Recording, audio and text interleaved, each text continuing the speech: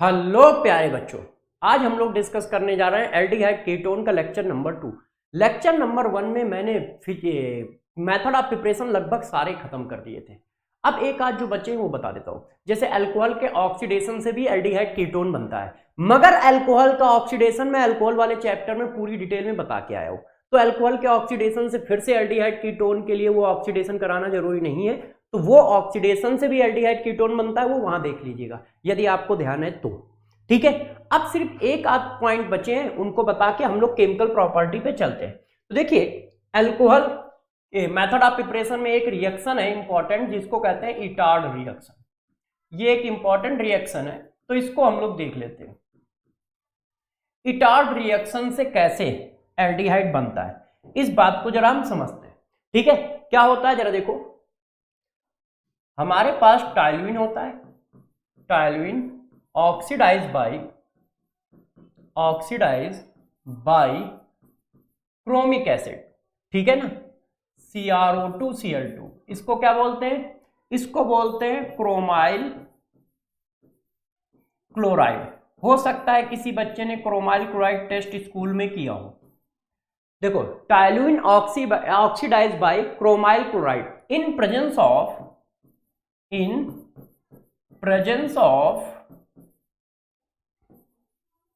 CH2 solvent, in presence of CH2 solvent and form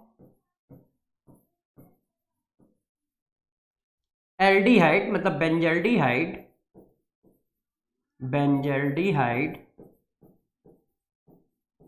ऐसे कैसे होता है जरा देखो। ये हमारे पास टाइलुइन है, ये स्पेसिफिक रेजेंट है, ध्यान रखिएगा। ये हमारे पास क्या है? टाइलुइन है। अब यदि हम इसका ऑक्सीडेशन करा दें क्रोमिल क्लोराइड की प्रेजेंस में और ये सॉल्वेंट ले लें, तो ये प्यारे बच्चों किस में कन्वर्ट हो जाता है? एल्डिहाइड में। ऐसे ये देखिए, इसमें क्या होगा? Only aldehyde form. हम इस मेथड से कीटोन नहीं बना सकते, ओनली एल्डिहाइड फॉर्म। ऊपर से कैसा? एरोमेटिक एल्डिहाइड, एलिफैटिक भी नहीं, एरोमेटिक एल्डिहाइड। ये देखो प्यारे बच्चों, तो ये सिर्फ एरोमेटिक एल्डिहाइड फॉर्म करने का मेथड है। और कैसे? Etard reaction. इटार्ड रिएक्शन एक ऑक्सीडेशन है। क्या होता है? टाइलुइन का ऑक्सीडेशन कराया जाता है CrO2Cl2, मतलब क्रोमाइल क्लोराइड की प्रेजेंस में। ठीक है, तो वो क्या करता है? इसको CHO में कन्वर्ट कर देता है।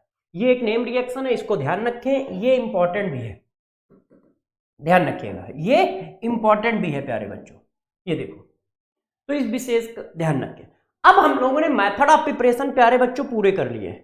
अब हम लोग किस पर चलेंगे? तो अब हम लोग चलेंगे किस पर? केमिकल प्रॉपर्टी पर। तो जरा ध्यान दो, केमिकल प्रॉपर्टीज।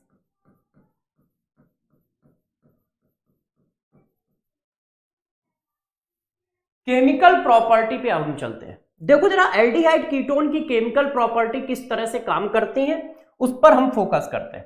तो जरा गौर से सभी प्यारे बच्चे इसको ध्यान देंगे। देखो, एल्डिहाइड हो या कीटोन हो, इतना ग्रुप तो दोनों के पास कॉमन होता है, इतना ग्रुप है कि नहीं? एल्डिहाइड होगा तो भी इतनी चीज होगी, कीटोन होगा तो भी इतनी चीज होगी। तो ये एल्डिहाइड है, एक मिनट, एल्डिहाइड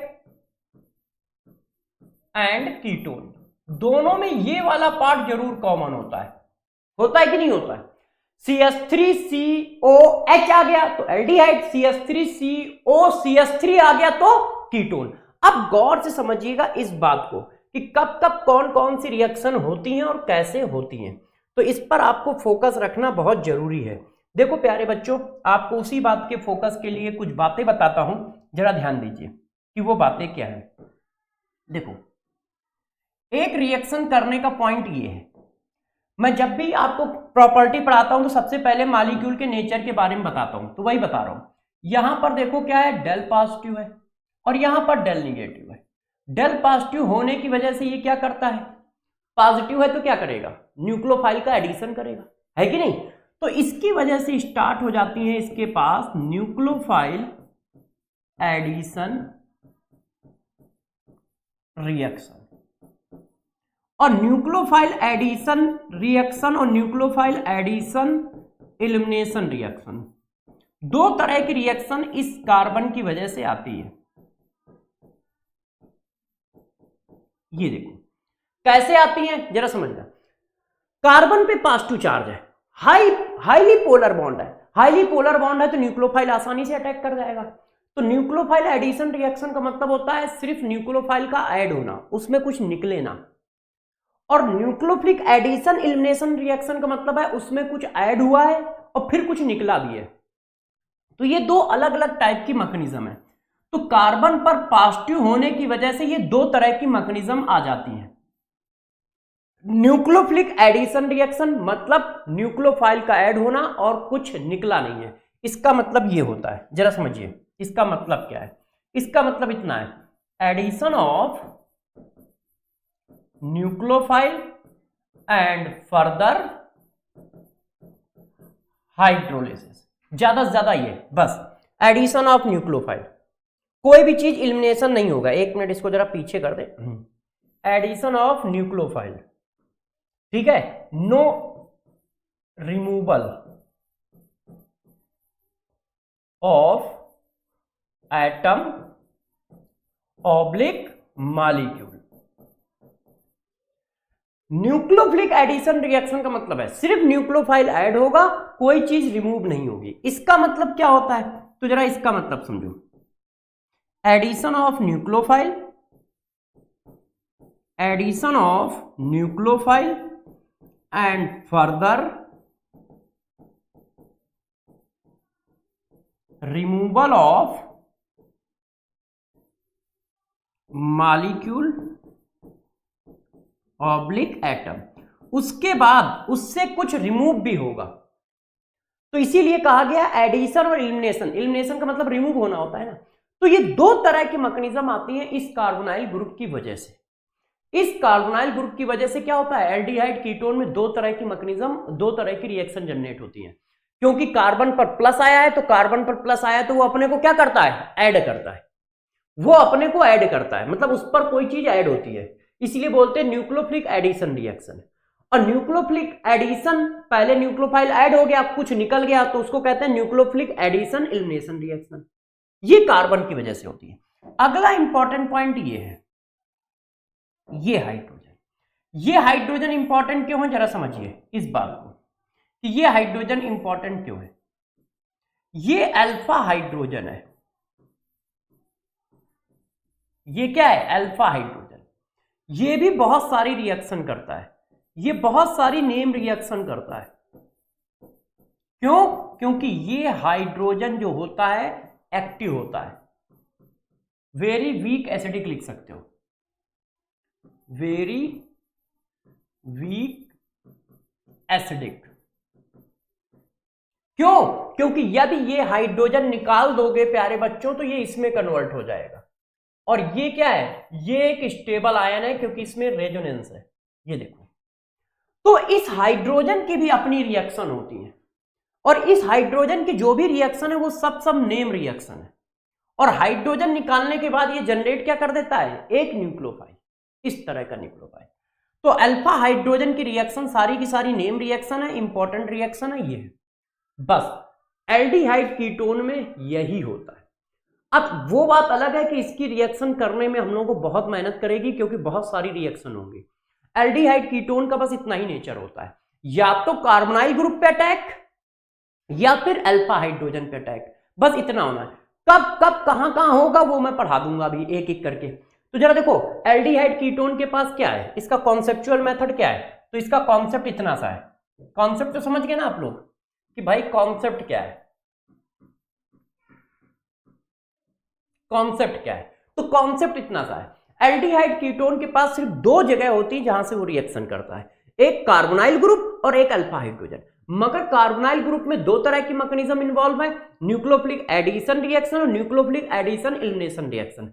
और अल्फा हाइड्रोजन में हमारे पास अल्फा हाइड्रोजन की रिएक्शन इन्वॉल्व है क्योंकि इसका अल्फा हाइड्रोजन बहुत ही वीक एसिडिक होता है, जिसकी वजह से वो निकल जाता है और निकलने के बाद जनरेट करता है एक न्यूक्लियोफाइल। ये देखो, ये जो जनरेट हुआ है ये एक न्यूक्लियोफाइल है। न्यूक्लियोफाइल जनरेट कर रहा है। तो ये फर्दर रिएक्शन में इन्वॉल्व होता है। कैसे होता है उसका डिस्कशन अभी हम लोग करेंगे। तो चलो अब हम लोग रिएक्शन करना स्टार्ट करते हैं। तो जरा गौर से समझो पहले कि सबसे पहले हम क्या करने जा रहे हैं। सबसे पहले हम लोग करने जा रहे हैं nucleophilic addition reaction. Nucleophilic addition reaction, ये देखो अब हम लोग स्टार्ट कर रहे हैं न्यूक्लियोफिलिक एडिशन रिएक्शन। तो न्यूक्लियोफिलिक एडिशन रिएक्शन कैसे करोगे इस बात को जरा समझाता हूं। जरा देखिए, हमारे पास ये न्यूक्लियोफाइल है, एक एक करके न्यूक्लियोफाइल लिखता हूं। वाटर न्यूक्लियोफाइल है या नहीं पहले ये बताओ। फिर मैंने दूसरा आपको लिख के दिया वाटर के बाद अल्कोहल, क्या ये न्यूक्लियोफाइल है या नहीं बताओ, है ना। तीसरा न्यूक्लियोफाइल लिख के दिया, देखते जाइए बताते जाइए ये न्यूक्लियोफाइल है या नहीं। एडिशन ऑफ वाटर पहला हुआ, एडिशन ऑफ अल्कोहल दूसरा हुआ, ये भी हमारा न्यूक्लियोफाइल है और वो एडिशन रिएक्शन करेगा। Addition of RMgX RLi C2Li, और यदि आप गिलमन रेजेंट को जानते हो तो ये Cu2Li, इसको यदि आपने पढ़ा है तो गिलमन रेजेंट। अब आप कहोगे कि सर कहां पे पढ़ा है, तो याददाश्त बढ़ाओ तो याद आ जाएगा। ये आपने पढ़ा है method of preparation of hydrocarbon में, ये देखो ठीक है कि नहीं। वाटर का एडिशन कर सकते हो, अल्कोहल का एडिशन कर सकते हो, ऑर्गेनोमेटेलिक कंपाउंड का एडिशन कर सकते हो। क्यों? क्योंकि ऑर्गेनोमेटेलिक कंपाउंड में भी तो R निगेटिव होता है, वो R निगेटिव है तो आराम से करेगा। फिर addition of NaHSO3, addition of NaCN in presence of HCN। ये देखो ये सारी एडिशन रिएक्शन है जो हम आराम से कर सकते हैं। कैसे करते हैं एक एक करके बताता हूं। पहले तो आप ये देख लो कि कर सकते हैं। इसमें हमारे पास न्यूक्लियोफाइल ये है, ये है, ये है। अब जरा देखो इसमें बहुत से मॉलिक्यूल कैसे हैं, न्यूट्रल हैं, जैसे अल्कोहल और वाटर। अल्कोहल और वाटर क्या है, न्यूट्रल मॉलिक्यूल है। तो जब न्यूट्रल मॉलिक्यूल होंगे तो हमें क्या करना पड़ेगा, हमें किसी ना किसी की रिएक्टिविटी बढ़ानी पड़ेगी। तो हम क्या करते हैं, कीटोन की रिएक्टिविटी, एल्डिहाइड की रिएक्टिविटी बढ़ाने के लिए क्या करते हैं प्यारे बच्चों, इन पर प्रोटॉन डाल देते हैं। जब आप प्रोटॉन डाल देते हो तो इनकी रिएक्टिविटी बढ़ जाती है। ये कैसे रिएक्शन करेंगे जरा गौर से देखो, हम आपको इसकी मैकेनिज्म बताते हैं कि ये रिएक्शन कैसे करेंगे। देखो ये हमारे पास कार्बोनाइल ग्रुप है, इस पर हम प्रोटॉन डाल देंगे। तो जब प्रोटॉन डालोगे तो एसिड बेस रिएक्शन होगी, ये ऐसे आ जाएगा, ये देखो। अब जब ये ऐसे आ जाएगा तो इसका मतलब ये हो गया ऐसे, ये बॉन्ड इधर चला जाएगा। अब जरा देखो रिएक्टिविटी कितनी है, यहां पर डेल पॉजिटिव चार्ज है और यहां पर क्या है, पूरा पॉजिटिव चार्ज है। तो ये मोर रिएक्टिव है, मोर रिएक्टिव देन इससे। क्यों? क्योंकि मैंने कार्बन पे प्लस चार्ज बढ़ा दिया है। तो किसी ने कहा कार्बन पे प्लस चार्ज बढ़ाने की आपको जरूरत क्या पड़ी है, प्रोटॉन खर्च कर रहे हो, गरीब देश के निवासी हैं, वहां पर तुम एसिड बर्बाद कर रहे हो। तो हमने कहा नहीं बेटा, बर्बाद करने की जरूरत है, क्योंकि वाटर और अल्कोहल ये तो बहुत वीक न्यूक्लियोफाइल होते हैं। ये तो क्या होते हैं, वीक न्यूक्लियोफाइल है। क्यों? क्योंकि न्यूट्रल है। तो जब ये वीक न्यूक्लियोफाइल है तो अटैक कैसे करेंगे, तो फिर ये अटैक कैसे करेंगे। इस वजह से हमें क्या करना पड़ता है, H डाल देने पड़ते हैं, जैसे रिएक्टिविटी बढ़ सके। अब क्या हो गया, अब जो ये आया है इस पर क्या होगा, अटैक होगा। किसका, न्यूक्लियोफाइल का। तो न्यूक्लियोफाइल का अटैक हुआ तो ये ऐसे हो गया, ऐसे। और ये RDS है, यही वाला स्टेप RDS है। ये देखो ये स्टेप हमारा RDS होता है, इस तरह से। ये न्यूक्लियोफाइल का अटैक हुआ। अब जो हमारा इलेक्ट्रोफाइल है वो यहां आ जाएगा। यदि प्रोटॉन इलेक्ट्रोफाइल है तो प्रोटॉन आ जाएगा, और यदि कोई और इलेक्ट्रोफाइल है तो और आ जाएगा। तो ये देखो हमारी रिएक्शन होनी है, इस तरह से एडिशन होना। इसमें कुछ निकला है, सिर्फ एडिशन हुआ है। किसका, न्यूक्लियोफाइल का। कैसे, इस तरह से, मतलब कुछ इस तरह से। देखो गौर से मेरी बातों को समझिएगा। ये मॉलिक्यूल था, इसमें तुमने न्यूक्लियोफाइल डाला, तो न्यूक्लियोफाइल ने इस तरह से एडिशन कर लिया, ऐसे, ये स्टेप आरडीएस है। अभी हम आरडीएस पर भी डिस्कस करेंगे।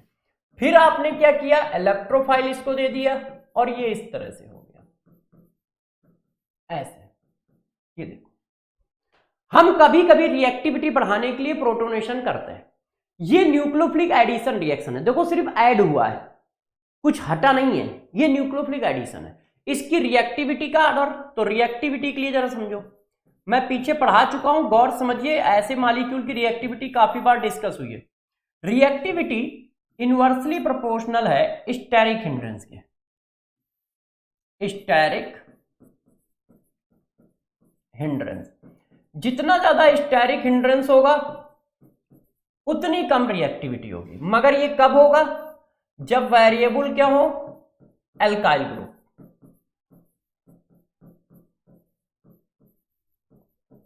मतलब आई इफेक्ट नहीं यूज होना चाहिए, ना तो रेजोनेंस होना चाहिए उस जगह पे, ना आई इफेक्ट होना चाहिए। ये बात मैं पीछे डिस्कस कर चुका हूं।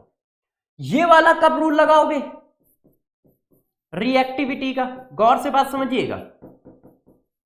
ये वाला रूल, माइनस आई इफेक्ट और resonance, minus I effect minus M effect reactivity को बढ़ाएंगे, plus M effect plus I effect plus M effect reactivity को कम करेंगे। ये, और ये क्या चीज है, इसी को कहते हैं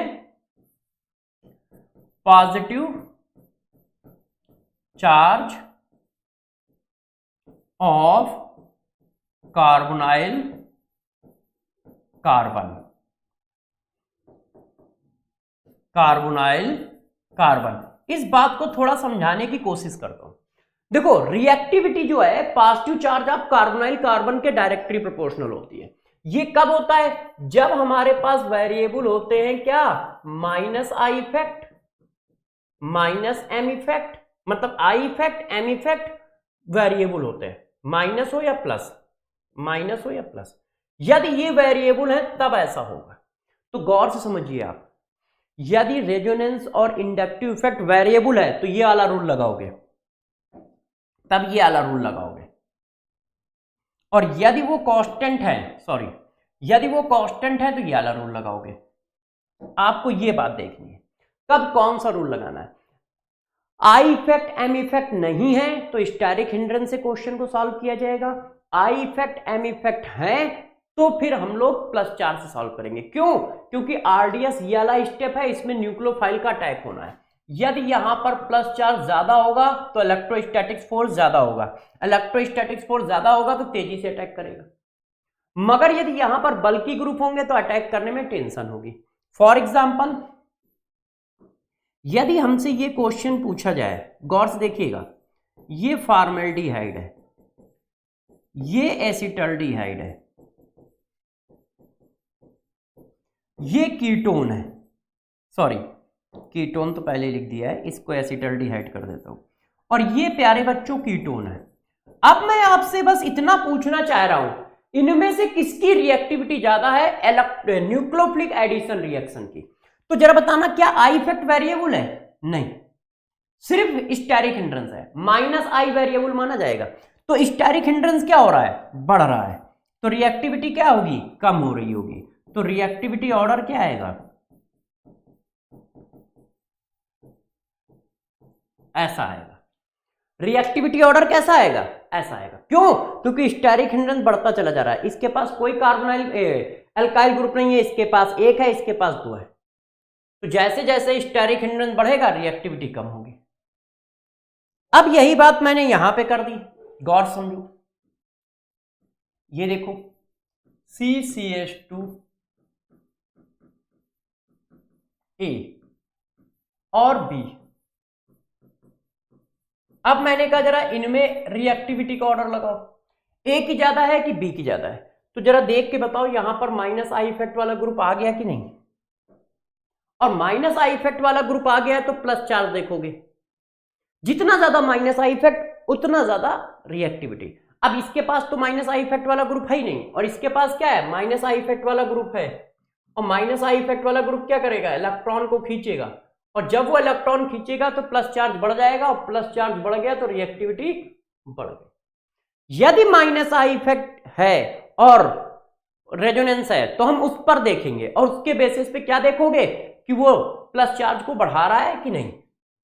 जैसे ये क्वेश्चन देखो, डरना नहीं, किसी ने कहा इस एल्डिहाइड को ले लो और किसी ने कहा इसको ले लो, बताओ रिएक्टिविटी किसकी ज्यादा है। ऐसे अब जरा देखो क्या होगा, ये देखो रेजोनेंस है, तो रेजोनेंस में ये इलेक्ट्रॉन ऊपर जाएंगे, तो जब ये इलेक्ट्रॉन ऊपर जाएंगे तो प्लस चार्ज कम हो जाएगा ना, अब प्लस चार्ज कम हो गया तो रिएक्टिविटी कम हो गई। तो इसका मतलब यदि मैं इसको ए कहूं और इसको बी कहूं तो आप साफ साफ लिख सकते हो कि ए की रिएक्टिविटी बी से ज्यादा है। कैसे समझ पाए यार, इस पर जो प्लस है वो प्लस है, मगर इसका प्लस चार्ज रेजोनेंस की वजह से कम हो गया। क्यों? क्योंकि इलेक्ट्रॉन ऊपर की ओर जा रहे हैं, इलेक्ट्रॉन ऊपर की ओर जा रहे हैं, तो रेजोनेंस की वजह से ये कुछ ऐसा हो गया होगा ना। ध्यान दीजिए, मैं बना रहा हूं, देखिएगा, ये कुछ ऐसा हो गया होगा, ऐसा रेजोनेंस आ रहा है ना, और रेजोनेंस की वजह से जब ये ऐसा हो गया होगा तो ये वाला ऐसा हो गया होगा। अच्छा, ये इससे नहीं बन पाएगा, मुझे इसी से बनाना पड़ेगा। एक मिनट प्यारे बच्चों, इससे बना दूंगा। ये देखो, ये कुछ इस तरह से आ गया होगा, ऐसे ये रेजोनेटिंग स्ट्रक्चर आया होगा। और जब ऐसा रेजोनेटिंग स्ट्रक्चर आएगा तो जरा बताना यहां पे क्या होगा, यहां पे प्लस चार्ज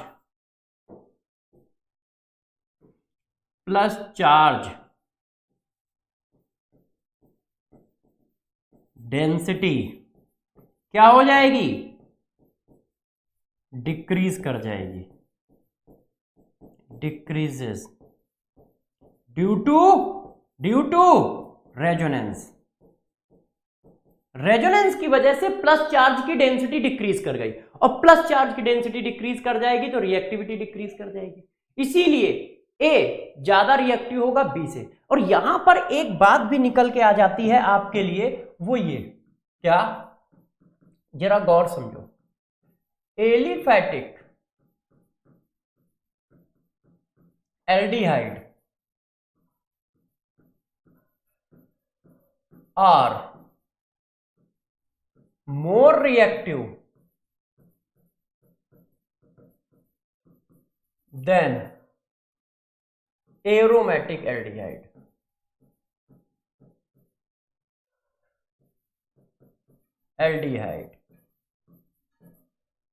Due to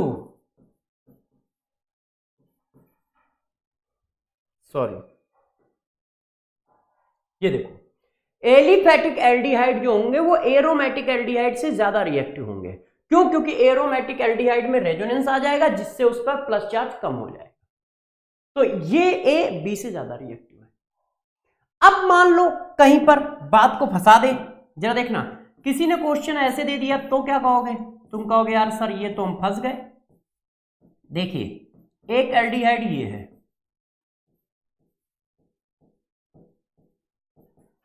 और एक एल्डिहाइड ये है। अब बताओ न्यूक्लियोफिलिक एडिशन रिएक्शन किसमें फास्ट होंगी? अब दोनों ही एरोमेटिक एल्डिहाइड है, तो यार जब दोनों ही एरोमेटिक एल्डिहाइड है तो ये चेक करो ना, ये कैसा एल्डिहाइड है, ये देखो, ये ग्रुप कैसा एल्डिहाइड है, ये ग्रुप कैसा एल्डिहाइड है। तो यदि आप चेक करोगे तो मेरे दोस्त ये कैसा आएगा, ये जो आएगा प्लस एम आएगा, ये जो आएगा माइनस एम आएगा। प्लस एम क्या करता है, माइनस चार्ज डिस्ट्रीब्यूट करता है आर्थो पैरा पे। भाई लोन पेयर है, लोन पेयर नीचे जाएंगे, लोन पेयर नीचे जाएंगे तो माइनस लगाएगा, और माइनस वाला प्लस चार्ज डिस्ट्रीब्यूट करता है, उल्टा होता है। जिसके पास लोन पेयर होते हैं वो आर्थो पैरा डायरेक्टिंग होता है, वो माइनस चार्ज डिस्ट्रीब्यूट करता है। जिसके पास मल्टीपल बॉन्ड होते हैं वो मेटा डायरेक्टिंग होता है, वो प्लस चार्ज डिस्ट्रीब्यूट करता है। अब बताओ हमें क्या चेक करना है, जितना ज्यादा प्लस उतनी ज्यादा रिएक्टिविटी। और इसको मैंने ये देखो दिखाया भी है, ये देखो, माइनस एम माइनस आई रिएक्टिविटी को बढ़ाएंगे, प्लस एम प्लस आई रिएक्टिविटी को कम करेंगे। अब बताओ, सॉरी कहां चला गया, प्लस एम है, रिएक्टिविटी को कम करेगा, माइनस एम है, बढ़ाएगा। यदि इसको ए कहा गया है, ये बी कहा गया है, तो आंसर क्या आएगा? बी ग्रेटर देन ए आएगा। बी की जो रिएक्टिविटी होगी वो ए से ज्यादा होगी। क्यों? क्योंकि बी जो है प्लस चार्ज को बढ़ा रहा है, प्लस माइनस एम इफेक्ट है। माइनस एम इफेक्ट इलेक्ट्रॉन को खींचता है, इलेक्ट्रॉन को खींचेगा तो प्लस चार्ज बढ़ जाएगा। और प्लस एम इफेक्ट इलेक्ट्रॉन देता है, इलेक्ट्रॉन देगा तो प्लस चार्ज कम हो जाएगा। और जितना ज्यादा प्लस चार्ज उतनी ज्यादा रिएक्टिविटी। तो रिएक्टिविटी की बात तो हम लोगों ने कर ली कि हाँ भाई रिएक्टिविटी की बात आएगी तो कैसे करेंगे। अब बात करते हैं रिएक्शन की। तो जरा देखो रिएक्शन की बात करते हैं, एक एक करके रिएक्शन पर फोकस करते हैं। जरा ध्यान दीजिए, ठीक है, कि रिएक्शन पर कैसे फोकस करना है। जरा देखो, यदि हम वाटर का एडिशन करें, addition of water in presence of acid, ये देखो वाटर का एडिशन कर रहे हो इन प्रेजेंस ऑफ एसिड,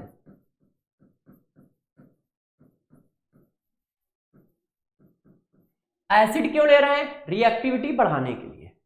तो देखो ये हमारे पास एल्डिहाइड है और ये हमारे पास कीटोन है। अब इसमें तुमने वाटर का एडिशन किया तो जरा गौर से समझो कि एडिशन रिएक्शन में होता क्या है। ये देखो, न्यूक्लियोफाइल कार्बन पे ऐड होता है, इलेक्ट्रोफाइल ऑक्सीजन पे ऐड होता है, यही तो होता है। चेक करो, न्यूक्लियोफाइल कार्बन पे ऐड हो रहा है और इलेक्ट्रोफाइल ऑक्सीजन पे ऐड हो रहा है। और ये कैसे हुआ? ये सिंपल सी बात है, ये बात आप बचपन से जानते हो भाई। ये प्लस है, ये माइनस है, इसमें कौन प्लस है? ये माइनस है, ये प्लस है। तो प्लस माइनस के पास जाएगा, माइनस प्लस के पास जाएगा, सिंपल सा लॉजिक है। तो जरा बताना, ऑक्सीजन के पास कौन जाएगा? OH। और कार्बन के पास कौन जाएगा? OH। ऑक्सीजन के पास कौन जाएगा? H। तो क्या बन गया? ये बन गया। इसको क्या बोलते हैं? तो प्यारे बच्चों इसको बोलते हैं डाइऑल। ये देखो, ये बोला जाता है जेम डाइऑल। ये देखो, और सभी लोग जानते हैं कि हम लोगों ने पीछे पढ़ाया है कि एक कार्बन पे 2 OH आए तो अनस्टेबल है। ऐसा क्यों है? क्योंकि इसका इक्विलिब्रियम बैकवर्ड डायरेक्शन में शिफ्टेड होता है, अनस्टेबल नहीं है। अनस्टेबल कहने का मतलब है ये इक्विलिब्रियम बैकवर्ड डायरेक्शन में शिफ्टेड है। अनस्टेबल की मीनिंग क्या है? मीनिंग ये है because equilibrium shifted to backward direction. क्योंकि इस रिएक्शन का इक्विलिब्रियम बैकवर्ड डायरेक्शन में शिफ्टेड रहता है, इस वजह से हम ये बोलते हैं कि अनस्टेबल है। क्या? 2 डाइऑल बनना, मतलब एक ही कार्बन पे 2 डाइऑल बनना।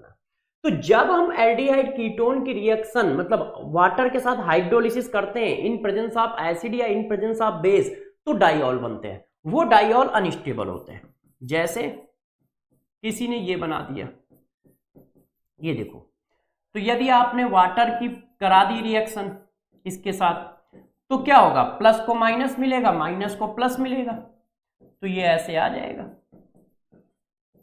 आ जाएगा कि नहीं? क्यों भाई? ये प्लस ये माइनस, वाटर में कौन प्लस कौन माइनस? ये माइनस ये प्लस, तो ये इसके पास चला गया, ये इसके पास चला गया, ये आ गया।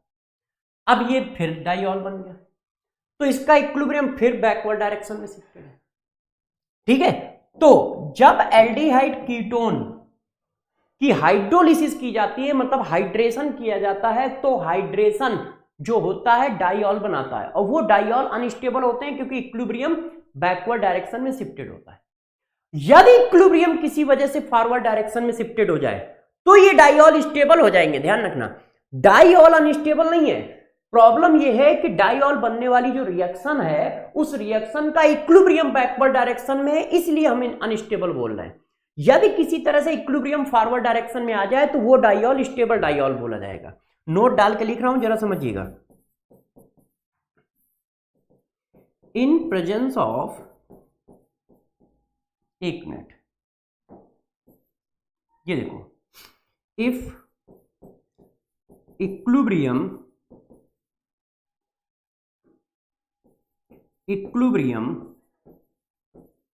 shifted forward direction direction, then diol is called stable diol. यदि इक्विलिब्रियम फॉरवर्ड डायरेक्शन में शिफ्ट हो जाए तो वो डाइऑल स्टेबल डाइऑल बोला जाने लगता है। तो कौन कौन सी ऐसी सिचुएशन है जब इक्विलिब्रियम फॉरवर्ड डायरेक्शन में शिफ्ट रहता है? ऐसी कौन कौन सी सिचुएशन है जब इक्विलिब्रियम फॉरवर्ड डायरेक्शन में शिफ्ट रहता है? इक्विलिब्रियम जितना ज्यादा फॉरवर्ड डायरेक्शन में शिफ्ट होगा उसका इक्विलिब्रियम कांस्टेंट उतना ही ज्यादा होगा। कौन कौन सी सिचुएशन है जिसमें फॉरवर्ड डायरेक्शन में शिफ्ट रहता है? अब जरा गौर से ध्यान दीजिएगा, ये पूछा जाता है। ठीक है, पहली फॉर्मेल्डिहाइड का डाइऑल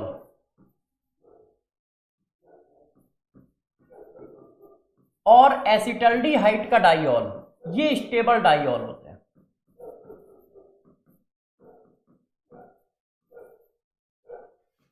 रीजन भी बताता जाऊंगा कि रीजन क्या है।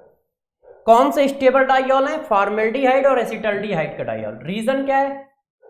Due to less steric hindrance.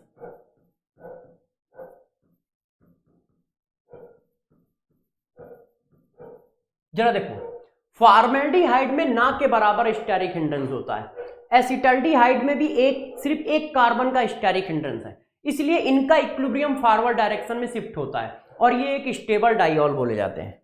ये क्या बोले जाते हैं? स्टेबल डाइऑल बोले जाते हैं। ये स्टेबल डाइऑल है, स्टेबल डाइऑल। ये पूछा जाता है कि इनमें से कौन से डाइऑल स्टेबल है, तो इसका मतलब तुम इनसे वाटर नहीं निकालोगे, ये स्टेबल डाइऑल है, इनका इक्विलिब्रियम फॉरवर्ड डायरेक्शन में शिफ्टेड है। क्यों? क्योंकि इनमें स्टेरिक हिंड्रेंस नहीं है। स्टेरिक हिंड्रेंस ना होने की वजह से वाटर जो है क्या करता है? अटैक आसानी से कर जाता है, तो इक्विलिब्रियम फॉरवर्ड डायरेक्शन में रहता है। तो पहला पॉइंट ये। इसके बाद जितने भी एल्डिहाइड कीटोन है सबके डाइऑल अनस्टेबल है, सिर्फ फॉर्मेल्डिहाइड और एसिटल्डिहाइड। किसी ने पूछा एसीटोन का डाइऑल अनस्टेबल, प्रोपेनोन का डाइऑल अनस्टेबल, प्रोपल्डिहाइड का डाइऑल अनस्टेबल, किसी का भी डाइऑल अनस्टेबल है। दूसरे कौन है? Hydrogen bonding present in diol. यदि डाइऑल में हाइड्रोजन बॉन्डिंग है तो भी स्टेबल होता है। फॉर एग्जांपल जैसे ये देखो, यदि ये एक मॉलिक्यूल है, ये देखो, अब इसका कोई डाइऑल बना दे तो डाइऑल हम कहां बनाएंगे? हम बीच वाले पे बनवाएंगे। क्यों? बीच वाले पे हाइड्रोजन बॉन्डिंग हो जाएगी। यदि अगल बगल हाइड्रोजन बॉन्डिंग के चांस हैं तो डाइऑल स्टेबल होगा। ये देखो,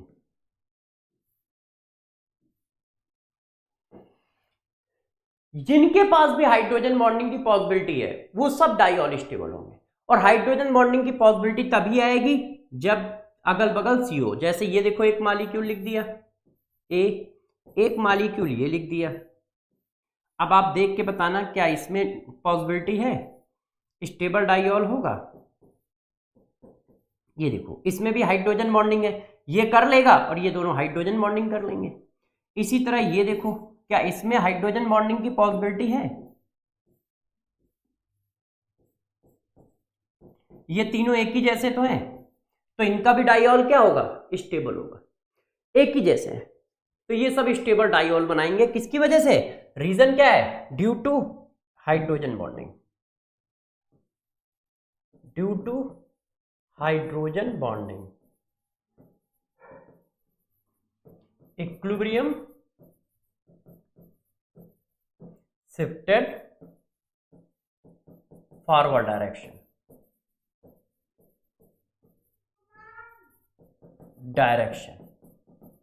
तो बात को जरा समझ पा रहे हो? यदि कहीं पर हाइड्रोजन बॉन्डिंग डाइऑल कर रहा है तो उसका इक्विलिब्रियम फॉरवर्ड डायरेक्शन में होता है और वो स्टेबल डाइऑल के कैटेगरी में आता है। वो किस कैटेगरी में आता है? स्टेबल डाइऑल की कैटेगरी में आता है। ठीक है, अब नेक्स्ट फिर हम लोगों ने बात की, इधर हमारे क्या है? स्टेबल डाइऑल है। ये देखो, आप जब लिखोगे तो इधर आ जाएगा। तो जरा देखो, if high minus I effect halogen present in alpha carbon, यदि अल्फा कार्बन पर माइनस आई इफेक्ट प्रेजेंट है तो भी वो डाइऑल स्टेबल बनाता है। जैसे ये देखो, इसका भी डाइऑल स्टेबल है, इसका भी डाइऑल स्टेबल है। ये देखो, इसको क्रोलर बोलते हैं। इस तरह से ये हाइड्रोजन बॉन्डिंग कर लेता है। ये स्पेशल केस है जिसमें क्या हो रहा है, हाइड्रोजन बॉन्डिंग कौन कर रहा है, Cl।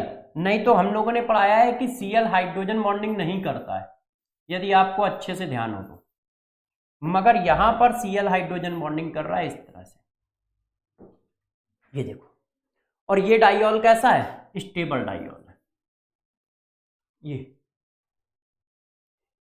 तो इसका भी डाइऑल स्टेबल होता है, क्रोलर बोला जाता है।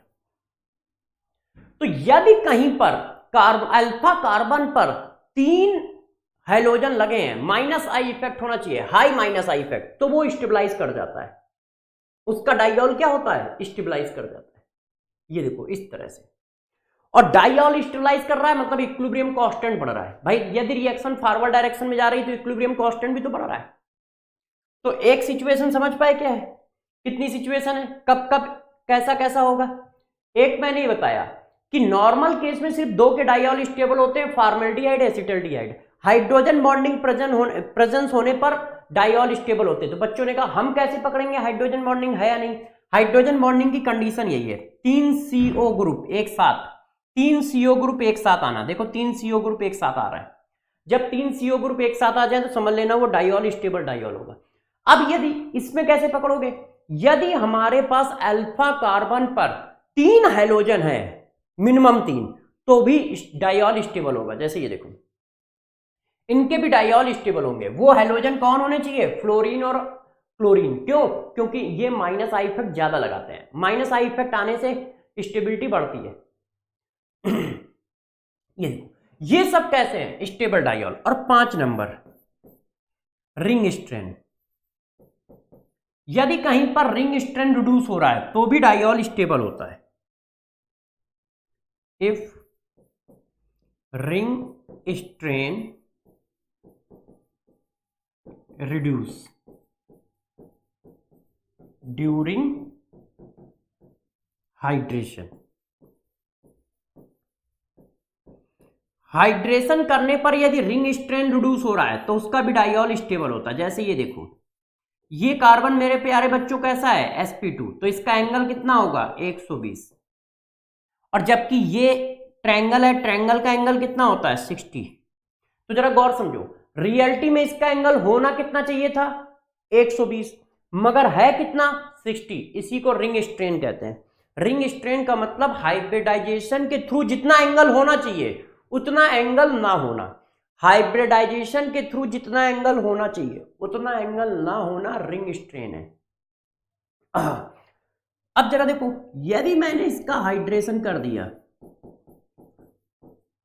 तो ये ऐसे हो जाएगा, ऐसे हो गया तो ये क्या होगा sp3, sp3 होगा तो क्या होगा 109। अभी भी ये 60 है, मगर अब रिंग स्ट्रेन कम हो गया है। पहले इन दोनों के बीच का डिफरेंस कितना था 60, अब इन दोनों के बीच का डिफरेंस कितना है 49.5। तो रिंग स्ट्रेन रिड्यूस हो रहा है ना, तो ये इसका डाइऑल क्या है, स्टेबल है। ये स्टेबल डाइऑल है, स्टेबल डाइऑल फॉर्म। तो ये डाइऑल कैसा बनाएगा, स्टेबल डाइऑल बनाएगा। क्यों, क्योंकि रिंग स्ट्रेन रिड्यूस हो रहा है। तो क्यों, क्योंकि रिंग स्ट्रेन रिड्यूस हो रहा है। तो रीजन क्या है, ये क्यों बना रहा है, due to high minus I effect. Minus I effect high होने की वजह से उस कार्बन पर इतना पॉजिटिव चार्ज आ जाता है कि वो 2 OH को होल्ड कर पाता है। और ये क्यों बना रहा है, due to decreasing ring strength, क्योंकि रिंग स्ट्रेंथ डिक्रीज हो रहा है इसी वजह से ये स्टेबल डाइऑल बना रहा है।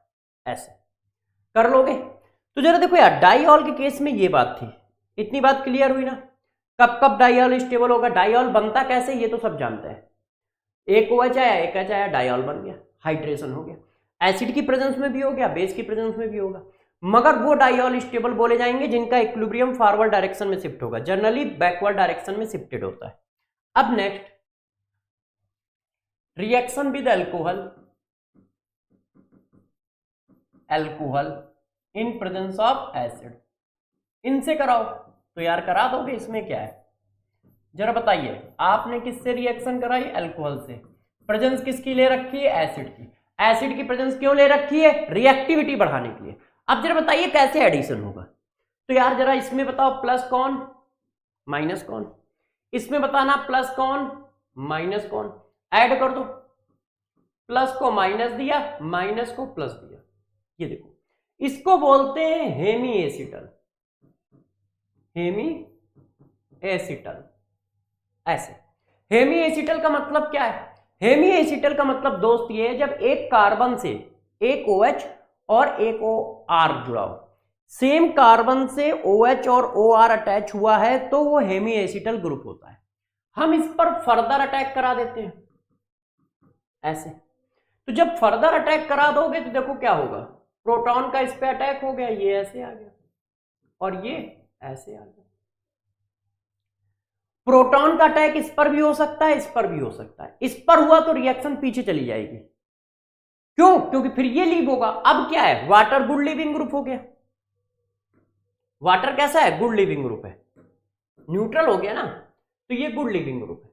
और जब ये गुड लिविंग ग्रुप है तो हमने क्या किया, गुड लिविंग ग्रुप है, तो अल्कोहल के दूसरे मॉलिक्यूल ने आसानी से इस पर अटैक कर दिया ऐसे, और ये बाहर चला गया, और ये बाहर चला गया तो ये आ गया OR OR।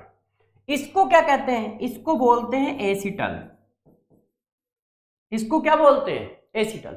जब एक ही कार्बन पर 2 OR हो तो वो एसिटल होता है, वो क्या होता है, एसिटल होता है।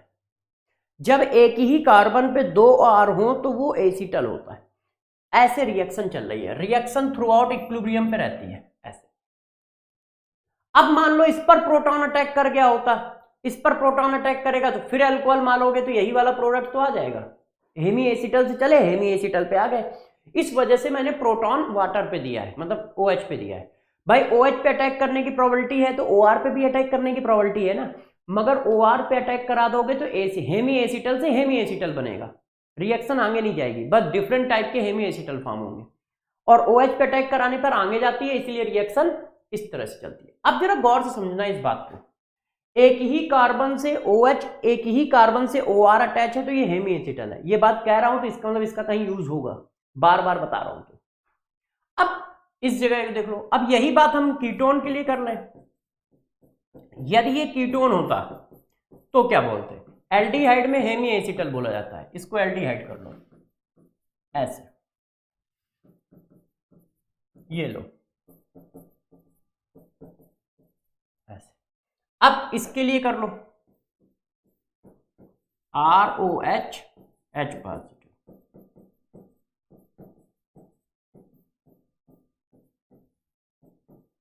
एक साथ करा दिया है। ये देखो इसको क्या बोलते हैं, हेमी एसिटल हेमी कीटल। रुक जाओ, अच्छा एक मिनट, ये आया हेमी कीटल, इसका नाम होता है Hemy कीटल।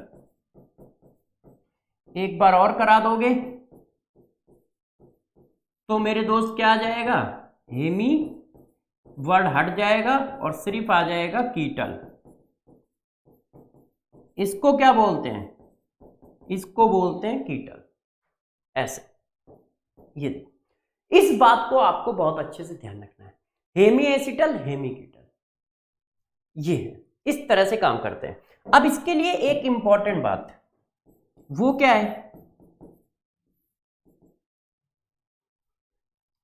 Acetal and ketal further convert into carbonyl group in presence of acidic hydrolysis। देखो ये फर्दर कन्वर्ट हो जाते हैं यदि इनकी एसिडिक हाइड्रोलिसिस करा दो। जैसे ही तुम एसिडिक हाइड्रोलिसिस कराओगे तो प्रोटॉन यहां गिरेगा, और जब प्रोटॉन यहां गिरेगा तो वाटर अटैक करेगा, वाटर अटैक करेगा तो ये सिचुएशन आ जाएगी। बात समझ पाए भाई? अब ये कीटल है, अब तुमने एसिडिक हाइड्रोलिसिस कराई है। एसिडिक हाइड्रोलिसिस का मतलब प्रोटॉन है, वाटर है, तो प्रोटॉन इन दोनों में से किसी एक पर गिरेगा, जिस पर भी गिरेगा वो अल्कोहल बन जाएगा।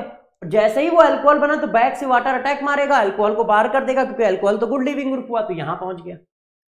फिर प्रोटॉन गिरा, फिर प्रोटॉन गिरा, फिर बैक से अटैक मारा तो 2 OH आ गए। एक ही कार्बन पे 2 OH अनस्टेबल होते हैं, वाटर निकाल दिया, एसिटल्डिहाइड आ गया। तो इसका मतलब क्या है? यदि इनकी एसिडिक हाइड्रोलिसिस करा दो तो फिर से कार्बोनाइल ग्रुप आ जाता है। बहुत इजी है। इसी वजह से, इसी प्रॉपर्टी की वजह से, गौर सुनना, इसी प्रॉपर्टी की वजह से अल्कोहल को प्रोटेक्टिंग ग्रुप कहा जाता है। प्रोटेक्टिंग ग्रुप कहा जाता है अल्कोहल को। अल्कोहल को क्यों? क्योंकि ये कार्बोनाइल ग्रुप को प्रोटेक्ट करते हैं। कैसे करते हैं? ये बना के, एसिटल और कीटल बना के। और जब वापस कार्बोनाइल ग्रुप लाना होता है तो बहुत इजी होता है, जैसे ही वाटर मारोगे कार्बोनाइल ग्रुप वापस आ जाएगा। अल्कोहल को प्रोटेक्टिंग ग्रुप कहा जाता है। क्यों कहा जाता है? Due to formation of acetal and कीटल।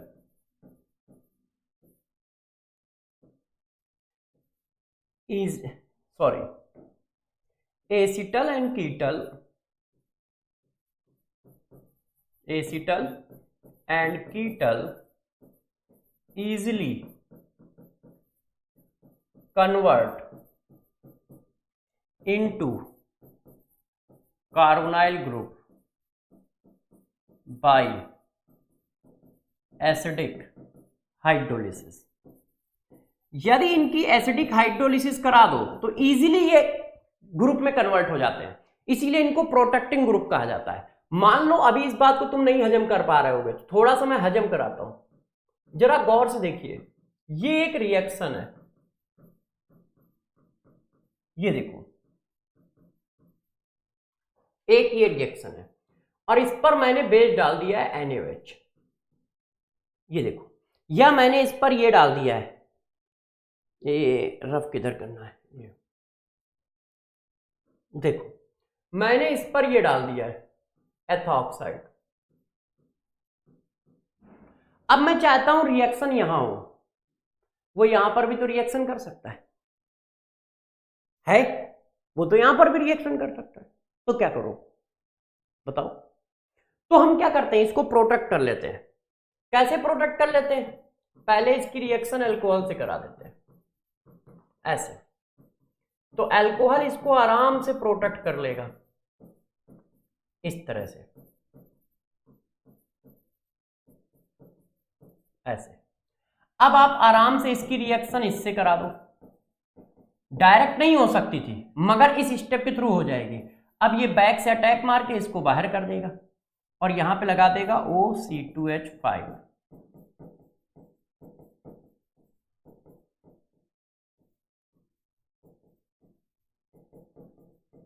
फिर आप इसकी हाइड्रोलिसिस कर लो।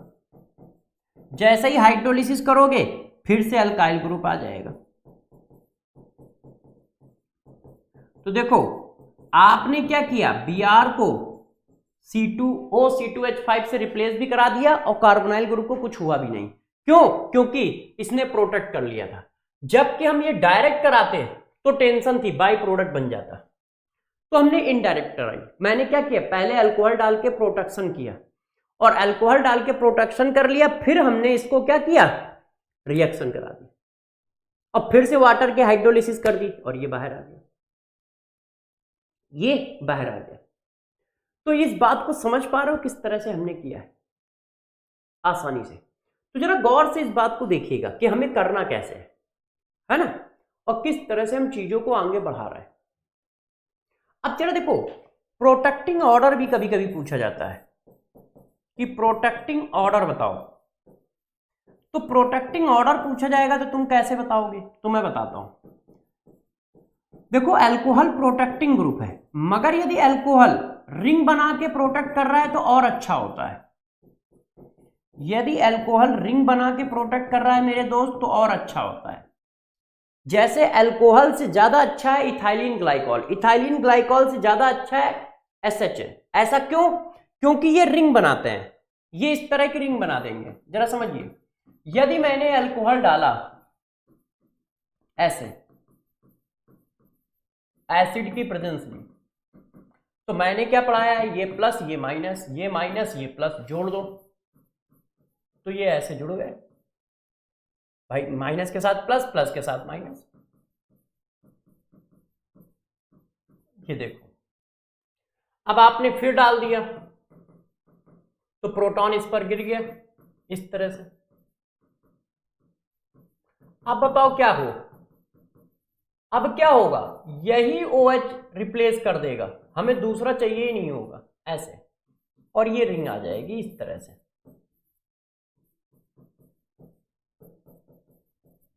ऐसे।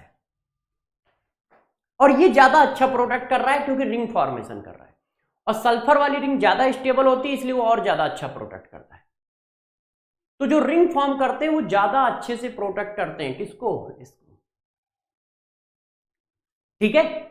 और यदि कहीं पर देखिए, यदि किसी क्वेश्चन में अल्कोहल और कीटोन एक साथ आ गए,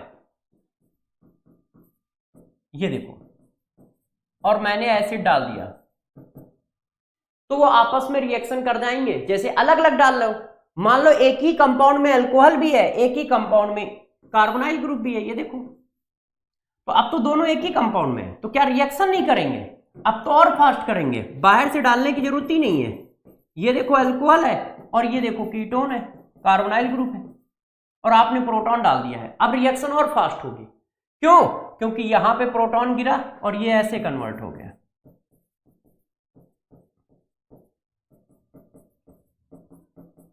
ये देखो प्यारे बच्चों, गौर समझिएगा, आपने प्रोटॉन यहां दिया ऐसे, अब इस कार्बन पर और पॉजिटिव चार्ज आ गया, ये ऐसे अटैक कर जाएगा, और जैसे ही अटैक किया तो रिंग बनेगी।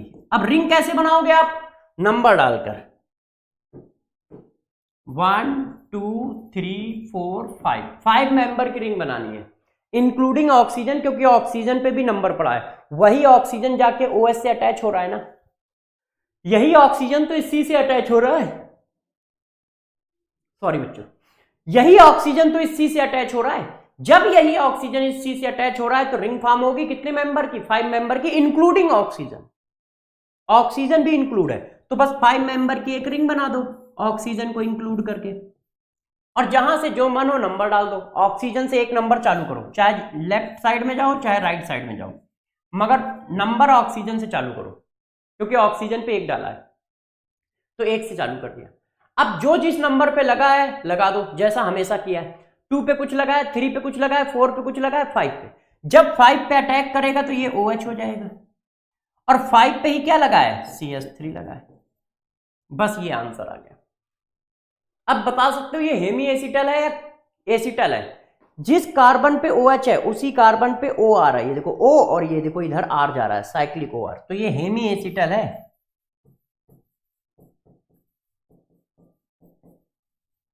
ये देखो ऐसे, बातों को समझ पा रहे हो कैसे किया, इस तरह से कर दिया और इस तरह से चलेगा ये।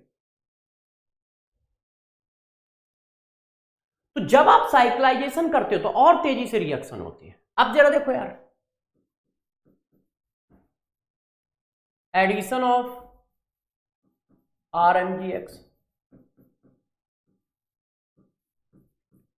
ये मैं पीछे पढ़ा चुका हूं, क्यों? कीटोन बनाने में, अल्कोहल बनाने में नहीं पढ़ाया है।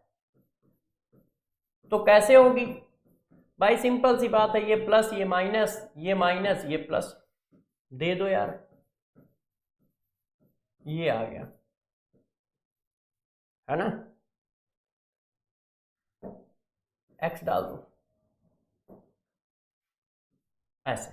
अब इसकी क्या करोगे? हाइड्रोलिसिस कर दोगे। हाइड्रोलिसिस कर दोगे तो इस तरह से अल्कोहल आ जाएगा। ये देखो, अब जैसा अल्कोहल चाहिए होगा वैसा कर लेना, ये तो आपको पीछे पढ़ा ही चुका हूं, कर ही लेते हो। अब जरा देखिए, एडिशन ऑफ NaHSO3, इसका एडिशन देखो जरा, NaHSO3। अब जरा बताना क्या होगा? प्लस माइनस, प्लस माइनस चिपका दो, माइनस को प्लस, प्लस को माइनस, ऐसा ही तो होगा। जरा देख के बताओ, कोई दिक्कत? अरे भैया प्लस को माइनस दिया, माइनस को प्लस दिया, मगर यहां एक खास बात है, ये क्या है? Acidic condition. बताओ, SO3H लिखा है, ये क्या लिखा है? बेसिक कंडीशन, O पे निगेटिव, तो ये आपस में एसिड बेस रिएक्शन कर लेंगे।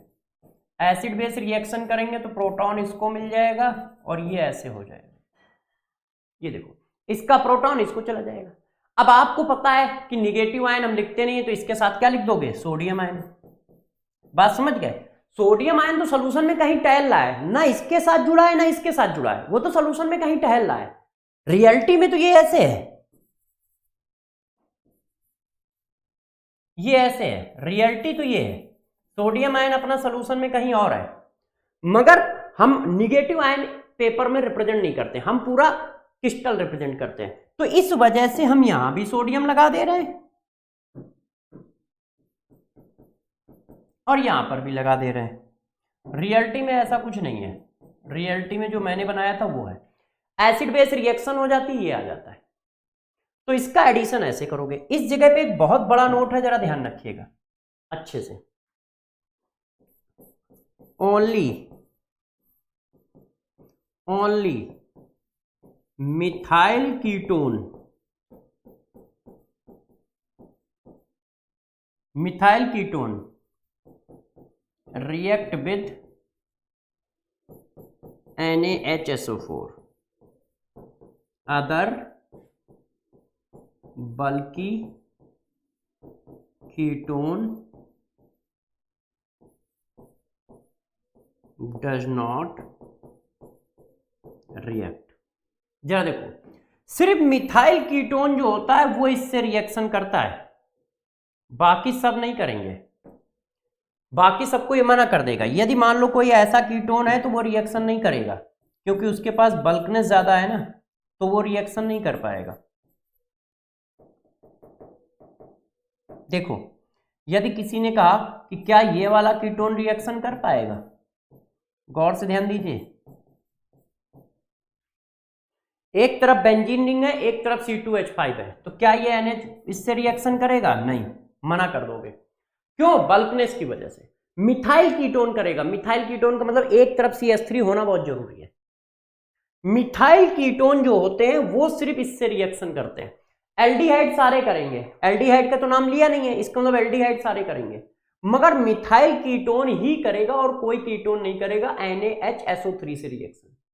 NaHSO3 से रिएक्शन बाकी कोई नहीं करेगा, सिर्फ कौन करेगा? Methyl ketone. कौन करेगा? Methyl ketone. बार बार बता रहा हूं, NaHSO3 से रिएक्शन कोई और नहीं करेगा, सिर्फ मिथाइल कीटोन करेगा। ठीक है, एल्डिहाइड सारे करेंगे। अब जरा देखो यार, बात समझ पा रहे हो? और रिएक्शन की मैकेनिज्म समझ लो। क्यों? क्योंकि बच्चों को लगता है कि यार ये कैसे बन सकता है, क्योंकि उसकी वो ब्रेकिंग अलग करा देते हैं। उसकी ब्रेकिंग ऐसे कर देते हैं, SO3 Na और H पॉजिटिव। ऐसा नहीं है, ब्रेक तो ये ऐसा ही हुआ है, मगर एसिड बेस रिएक्शन के बाद ये ऐसा बनाता है। अब जरा देखो, कहानी को और आगे बढ़ा लेते हैं, बातों को पकड़ तो पा रहे हो ना? अब रिएक्शन विद, ये सब न्यूक्लियोफिलिक एडिशन है, एक ही जैसी रिएक्शन है।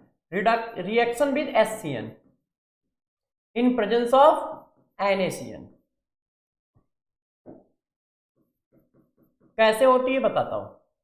देखो यार HCN जो है वो बहुत ही वीक एसिड है, इस वजह से रिएक्शन में हमें थोड़ा सा CN अपनी तरफ से डालना पड़ता है जैसे रिएक्शन हो सके ऐसे। अब जरा बताओ, ये प्लस ये माइनस, ये प्लस ये माइनस, माइनस को प्लस दे दो, प्लस को माइनस दे दो, तो ये ऐसा आ गया। ये देखो चेक करो, माइनस को प्लस दोगे, हाइड्रोजन इसके पास, CN इसके पास, इतनी देर से यही तो कर रहे हैं। इसको क्या बोलते हैं? इसको बोला जाता है साइनोहाइड्रीन।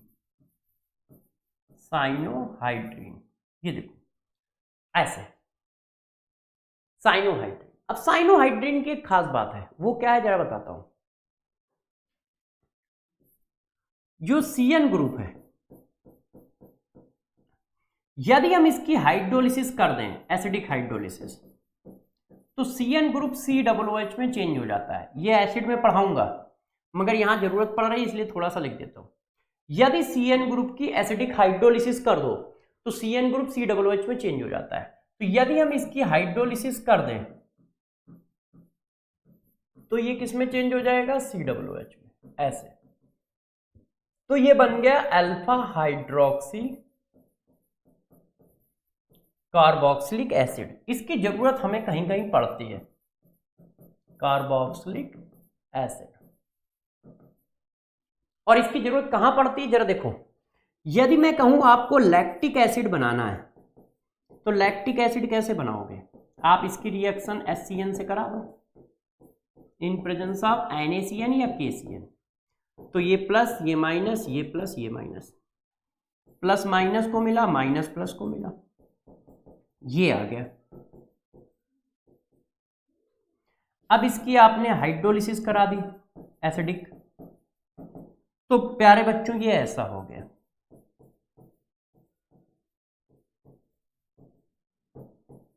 जरा इसको अच्छे से लिख दो, ये यही तो लिखा है,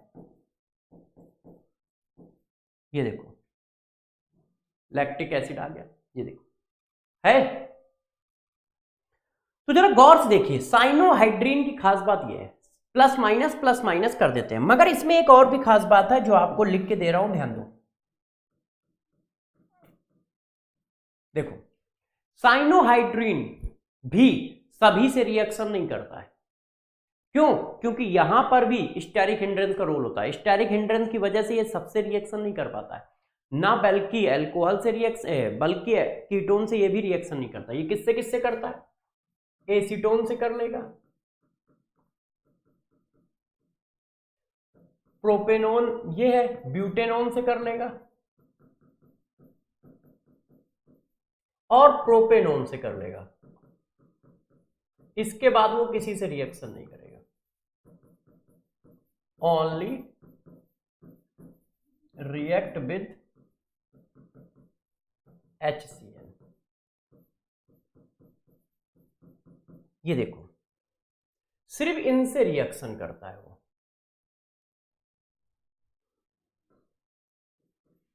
एल्डिहाइड सभी एल्डिहाइड से रिएक्शन करेगा, मगर एसीटोन में किससे? कीटोन में किससे? एसीटोन, ब्यूटेनोन 2 और प्रोपेनोन 2, मतलब सॉरी प्रोपेनोन 2, ब्यूटेनोन 2 और पेंटेनोन 2। प्रोपेनोन 2 ये हो गया, ब्यूटेनोन 2 ये हो गया, पेंटेनोन 2 ये हो गया। इसके बाद इससे भी बल्कि जो होंगे उनसे रिएक्शन नहीं करता HCN। यहां पर भी स्टेरिक हिंड्रेंस का रोल होता है, यहां पर भी स्टेरिक हिंड्रेंस का रोल होता है। और रिएक्शन आ जाए तो तुम कर ही लोगे। करना क्या है? बस प्लस को माइनस देना है, माइनस को प्लस देना है। इनकी जो बीच बीच की बातें हैं ये याद रखना है कि कब कब कहां क्या है। हम लगातार प्लस को माइनस, माइनस को प्लस दे रहे हैं। HCN यहां पर चेक कर लो, प्लस माइनस, ये देखो यहां पर चेक करो, प्लस माइनस, हर जगह बस एक ही काम है, plus minus plus minus plus minus.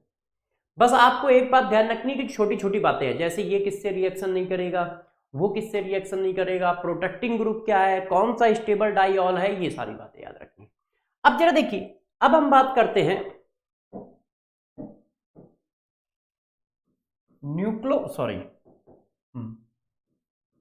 Nucleophilic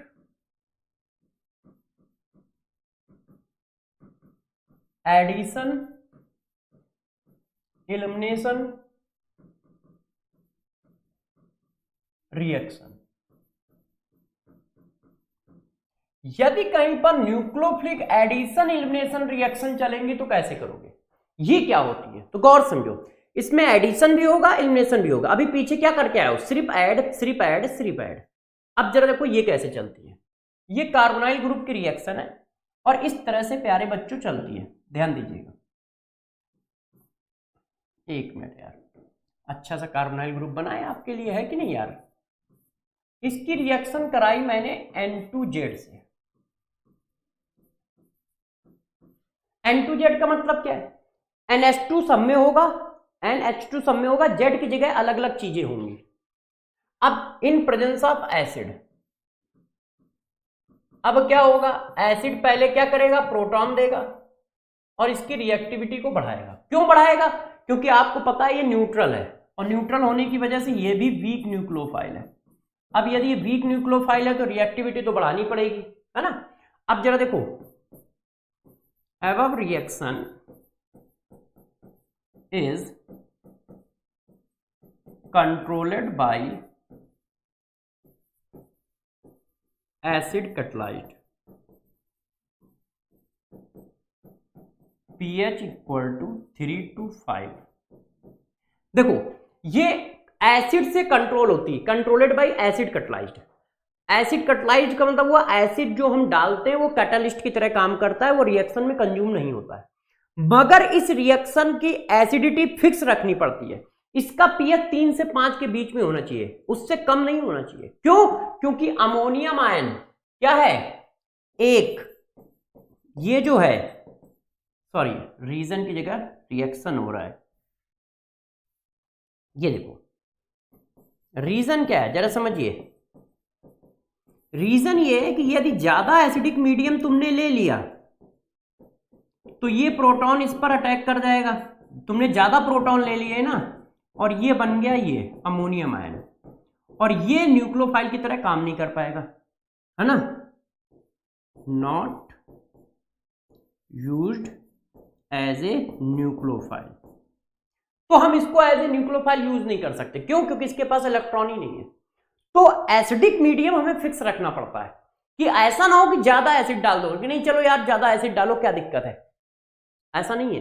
pH maintain रखना पड़ेगा। ज्यादा एसिड डाल दिया तो रिएक्शन नहीं होगी। क्यों, सारा का सारा जो N2Z है वो कन्वर्ट हो जाएगा इसमें, और ये कोई न्यूक्लियोफाइल नहीं है क्योंकि इसके पास लोन पेयर नहीं है।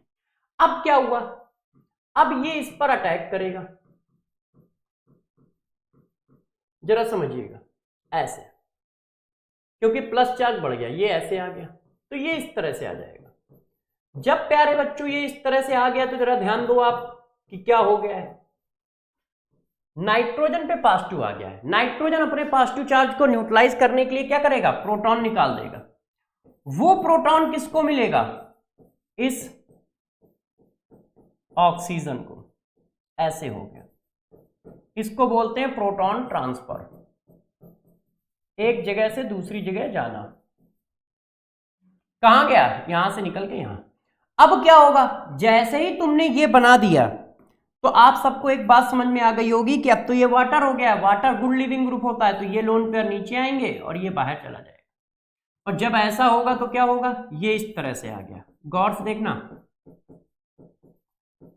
ये देखो, अब ये अपने न्यूट्रलाइज कराने के लिए प्रोटॉन निकाल देगा, मतलब हाइड्रोजन निकाल देगा, सॉरी, और ये इस तरह से आ जाएगा, हाइड्रोजन निकाल के डबल बॉन्ड।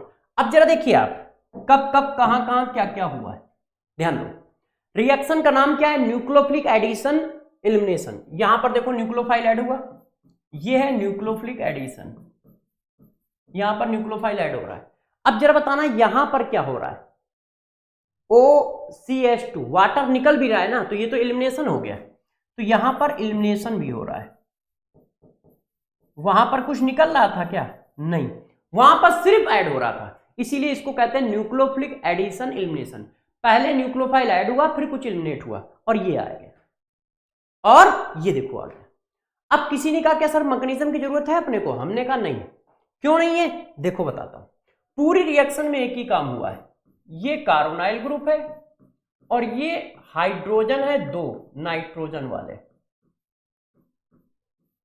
और एसिड की प्रेजेंस में ये इस तरह से निकल गया वाटर, और ये आ गया है। चेक करो जरा प्रोडक्ट एक बार चेक करते हैं, क्या यही प्रोडक्ट था हमारा? ये देखो C डबल बॉन्ड NZ, दो वाटर निकलता है इस पूरी मैकेनिज्म में, वाटर निकलता है इस पूरी मैकेनिज्म में, ये देखो इस तरह से है। अब हमें क्या करना है, अब हम इसकी सारी रिएक्शन एक साथ लिखते हैं, जरा अब आप समझिएगा कि रिएक्शन होनी कैसे। इधर हमारे पास क्या है, रेजेंट, इधर हमारे पास क्या है, प्रोडक्ट,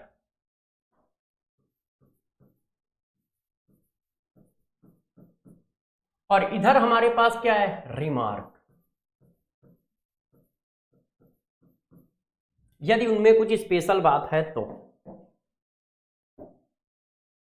अब हम इसको करते हैं। ये क्या चीजें अभी आपको समझाते हैं। एक बार लाइन देख लो सीधी है कि नहीं। क्यों, इतना अच्छा स्मार्ट बोर्ड होने पर भी मैं लाइन सीधी नहीं बना पाता हूँ, है ना। बच्चे कहते होंगे यार सर ये तो गलती बात है यार। चलो प्यारे बच्चों, अब जरा इस बात पे फोकस करते हैं कि ये है क्या और कैसे काम करता है। देखो किसी ने कार्बोनाइल ग्रुप की रिएक्शन कराई किससे, सबसे पहला रेजेंट ये ऐसे, इसको बोला जाता है क्या, इसको हम लोग बोलते हैं हाइड्रोक्सिल एमीन।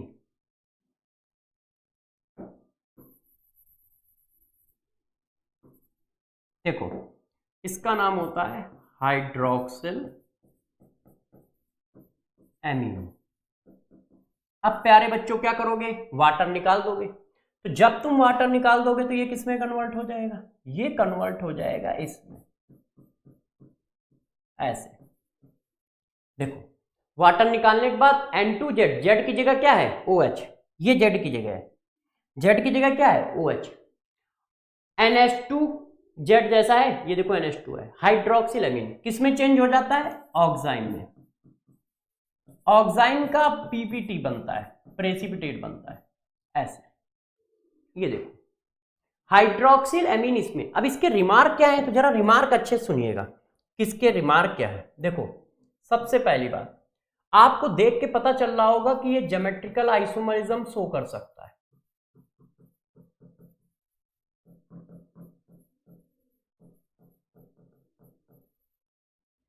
यदि क्या हो, बोथ एल्काइल ग्रुप डिफरेंट हो, ये जो वैलेंसी है, both valency of carbon is different. यदि कार्बन की वैलेंसी डिफरेंट हुई तो ज्योमेट्रिकल आइसोमरिज्म शो करेगा। साथ साथ में ये क्या करेगा, गौर समझिए, ज्योमेट्रिकल तो शो ही करेगा, साथ साथ में ये टोटोमरिज्म भी करेगा, ऑप्टिकल आइसोमरिज्म भी शो करेगा। ध्यान रखिएगा, ये सब इसके फंक्शन है जो पूछे जाते हैं। ज्योमेट्रिकल कैसे शो करेगा, सीन और एंटी, भाई डबल बॉन्ड है, एक साइड क्या आया OH इस साइड, लोन पेयर उस साइड, फिर अगले फिगर में क्या हुआ, OH उस साइड, लोन पेयर इस साइड, तो दो फिगर आ जाएंगे। टोटोमरिज्म कैसे करता है, ये 1-2 टोटोमरिज्म, 1-3 टोटोमरिज्म, डबल बॉन्ड यहां चला जाएगा, हाइड्रोजन यहां आ जाएगा, तो टोटोमरिज्म आ गई। और ऑप्टिकल एक्टिविटी भी शो करता है, यदि ये दो अलग अलग है तो ये भी पूछा जा सकता है। वो ऐसे पूछेगा, एक कंपाउंड है जिससे रिएक्शन करके, ठीक है, प्रेसिपिटेट बनता है जो ज्योमेट्रिकल आइसोमरिज्म भी शो करता है, तो हमें चेक करना पड़ेगा। और इससे रिएक्शन करोगे तो क्या बनेगा, ऑक्साइन। हाइड्रोक्सिल अमीन किस में चेंज होता है, ऑक्साइन में, पहला। अब देखो दूसरा, ये एल्डिहाइड कीटोन है, इसकी रिएक्शन किसी ने इससे करा दी, ये देखो, इसको क्या बोलते हैं, हाइड्राजीन। तो क्या होगा, वाटर निकाल दो, अपने को तो वाटर ही निकालना है, तो ये बन जाएगा ऐसे। अब इसको क्या है, हाइड्राजीन कन्वर्ट होता है हाइड्राजोन में, जीन किस में कन्वर्ट होता है? जोन में। इसको कहते हैं हाइड्राजोन। अब ये क्या करता है, इसके रिमार्क क्या है, तो जरा समझिए इसके रिमार्क क्या है। ये भी क्या करेगा, ज्योमेट्रिकल आइसोमरिज्म शो करेगा यदि दोनों कार्बन डिफरेंट है। ठीक, ये भी क्या करेगा, टोटोमरिज्म शो करेगा। ये भी बच्चों टोटोमरिज्म शो करता है, हाइड्रोजन उसी तरह से शिफ्ट हो जाते हैं। ये हाइड्रोजन यहां शिफ्ट हो जाएगा 1 2 3 करके। जो इसका सबसे खतरनाक पॉइंट है वो मैं ये लिख रहा हूं,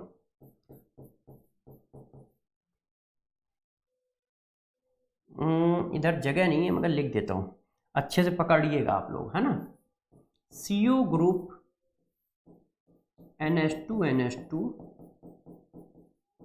ऑब्लिक बेस CH2 में चेंज हो जाता है। इसको कहते हैं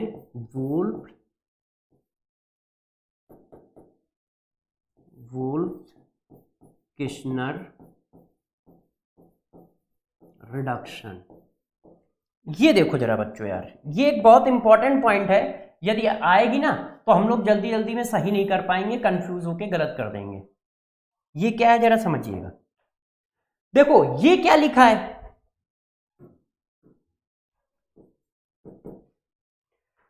ये हाइड्राजीन है, एसिड की प्रेजेंस में हाइड्राजोन बनाता है, और यही हाइड्राजीन यदि बेस की प्रेजेंस में डाल दोगे तो CO ग्रुप को CH2 में ले जाएगा, और इसको कहा जाता है वुल्फ किश्नर रिडक्शन।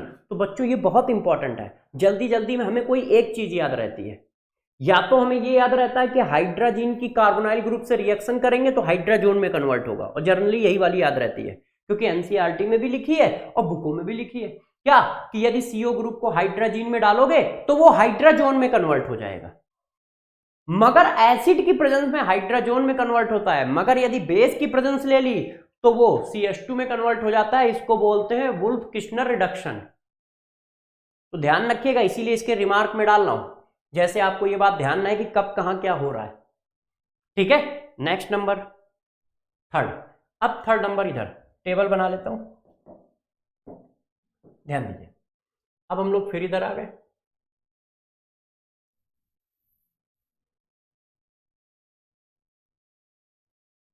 ये देखो एक और खींच ली प्रोडक्ट वाली ऐसे, और वो रिमार्क। ठीक है, अब चलो कहानी को चालू करते हैं। थर्ड नंबर, अब यार हमने फिर रिएक्शन करा दी इसी से, फिनाइल हाइड्रोजन है, इसी में जरा सा चेंज किया है। जरा सा चेंज क्या किया है, एक बैलेंसी को हटा के मैंने क्या लगा दिया है, बेंजीन लगा दिया है। तो इसको बोल देते हैं फिनाइल हाइड्रोजन। हाइड्रोजन तो था ही, अब फिनाइल लगा दिया तो फिनाइल हाइड्रोजन बोल दिया ऐसे। फिर आपने वाटर निकाल दिया, तो जब आप फिर वाटर निकाल दोगे एसिड की प्रेजेंस में तो हमारा फिनाइल हाइड्रोजन किस में चेंज हो जाएगा, फिनाइल हाइड्राजोन में। इसको क्या बोलेंगे, इसको बोलेंगे फिनाइल हाइड्राजोन। अब आप समझ ही गए होंगे, ये भी टोटोमरिज्म ज्योमेट्रिकल आइसोमरिज्म शो करेगा। डबल बॉन्ड है तो डबल बॉन्ड के रिस्पेक्ट में ऊपर नीचे हो जाएगा, ज्योमेट्रिकल आइसोमरिज्म शो करेगा इस तरह से। ठीक, अब जरा देखो यार फोर्थ नंबर इसका इंपॉर्टेंट है। यदि इसकी रिएक्शन हम इसी से करा दें, फिनाइल हाइड्रोजन से करा दें, मगर कराएं क्या, इस तरह का कंपाउंड लगा दें। अभी मैंने बेंजीन लगाई है, मगर बेंजीन के इस जगह पे NO2, इस जगह पे NO2। अब जरा इसका नॉमेनक्लेचर प्यारे बच्चों करो आप अच्छे से नॉमेनक्लेचर पे ध्यान दो। तो यार ये क्या है, ये पहला नंबर कार्बन है, ये दूसरा, ये तीसरा, ये चौथा, ये पांचवा, ये छठा। तो इसका नाम क्या हो जाता है, इसका नाम हो जाता है 2,4 dinitro phenyl hydrogen. 2,4 dinitrophenyl hydrogen को हम लोग क्या कहते हैं, 2,4 DNP। इसको ये बोलते हैं। करेगा क्या, उसी तरह से वाटर निकाल देगा। काम एक ही है, रिएक्शन के आंसर एक ही है, कहीं कोई चेंज नहीं आना है। ये देखो उसी तरह से क्या किया, इसने भी वाटर निकाल दिया। इसके क्या होते हैं, ये बनते हैं येलो ऑरेंज कलर क्रिस्टल। ये येलो ऑरेंज कलर के क्रिस्टल बनते हैं 2,4-DNP के। तो 2,4-DNP का रिमार्क क्या है, रिमार्क ये है कि ये टेस्ट होता है, ये टेस्ट ऑफ कार्बोनाइल ग्रुप होता है। कार्बोनाइल ग्रुप का यदि कहीं टेस्ट करना है तो 2,4-DNP लगा देते हैं। 2,4-DNP जो होता है वो येलो ऑरेंज कलर के क्रिस्टल बनाता है, तो हमें पता चल जाता है उसके पास कार्बोनाइल ग्रुप है। ये एल्डिहाइड और कीटोन में सेपरेशन नहीं कर पाता है ध्यान रखना, ये एल्डिहाइड और कीटोन में सेपरेशन नहीं कर पाता है। ये सिर्फ क्या करता है, ये सिर्फ ये बताता है कि इसके पास कार्बोनाइल ग्रुप है, ये सिर्फ ये बताता है कि इसके पास कार्बोनाइल ग्रुप है, बस और कुछ नहीं बताएगा। 5th नंबर, जरा और आगे बढ़ा लेते हैं। इसके बाद करा देते हैं सेमी कार्बेजाइड से। यही हमारे पास हाइड्रोजन है, इसकी एक बैलेंसी फ्री करके NH2 लगा दिया, इसको बोलते हैं सेमी कार्बेजाइड। एक मिनट, सेमी कार्बेजाइड। अब इससे भी वाटर निकल जाएगा, वाटर निकल जाएगा तो सब एक ही पैटर्न की रिएक्शन है, तो ये बन जाएगा प्यारे बच्चों ऐसे। इसका नाम होता है सेमी कार्बाजोन। जाइड जो होता है जोड में चेंज हो जाता है ऐसे। ये इसका कोई खास रिमार्क नहीं है, बस टोटोमरी है, वो ज्योमेट्रिकल आइसोमरिज्म शो करेगा। अब नेक्स्ट नंबर देखो, इतनी हो गई। नेक्स्ट नंबर जरा ध्यान दो। अब जरा देखो यार प्यारे बच्चों, इसी बात को थोड़ा सा और आगे बढ़ाते हैं।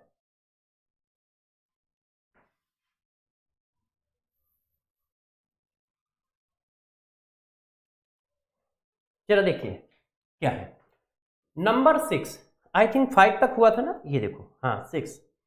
अब मैंने कार्बोनाइल ग्रुप की रिएक्शन कराई है प्राइमरी एमीन के साथ। किसके साथ, ये देखो, ये हमारा प्राइमरी एमीन है। वही काम करोगे, वाटर निकल गया, वाटर निकल गया तो ये आ गया यार ऐसे। अब ये भी क्या है, ज्योमेट्रिकल आइसोमरिज्म शो करेगा।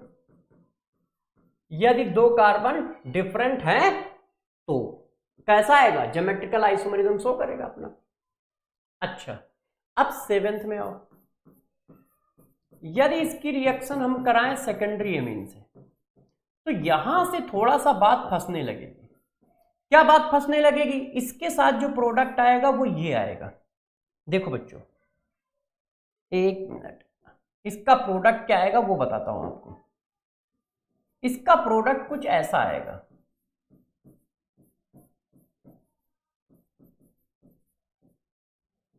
ऐसा। तो इसको थोड़ा सा समझाता हूं, और इस जगह पे मैं थोड़ा सा चेंज कर देता हूं कि हुआ क्या है, जैसे आप मेरी बात को जरा समझ सको। हो देखो, मैंने इस तरह का कोई कीटोन लिया है। ये फॉर्मेल्डिहाइड से तो रिएक्शन ही नहीं कर पाएगा, नो रिएक्शन। अब इस बात को थोड़ा समझा देता हूं कि ये आया कहां से और दिक्कत क्या आ रही है। इसको बोला जाता है, इस ग्रुप का नाम तो लिखना भूल गया, इसको बोला जाता है एमाइन, और इसी को बोलते हैं सिप्स बेस, सिप्स बेस। और एल्कीन, और ये देखो ये एल्कीन है और ये एमाइन है, मिल गया तो क्या हो जाएगा, एनामाइन। इसको ये बोला जाता है। अब जरा देखो यार, इतनी देर से सेम प्रोडक्ट बनना था, यहां पर प्रोडक्ट अलग कैसे हुआ, जरा बताना। इसके पास कितने हाइड्रोजन है, एक, और जबकि हमारे प्रोसेस में हाइड्रोजन निकलते कितने हैं, मैकेनिज्म देखो यहां पे 2। पहला स्टेप क्या है, प्रोटोनेशन हुआ। दूसरे स्टेप में क्या हुआ, न्यूक्लियोफाइल ने अटैक किया और अपना प्रोटॉन रिलीज करके अपने को न्यूट्रल किया। गौर समझिएगा भाई, NH2Z ने अटैक किया, ये आया। अब ये अपने को कैसे न्यूट्रल करे, यहां पे तो प्लस है, तो जब यहां पे प्लस है तो अपने को न्यूट्रल करने के लिए प्रोटॉन निकाल देता है, ये देखो। फिर जब ये लोन पेयर नीचे आते हैं तो वाटर निकल जाता है, ये आ जाता है। अब यहां पर भी प्लस है तो ये अपने को न्यूट्रल करने के लिए फिर प्रोटॉन निकाल देता है।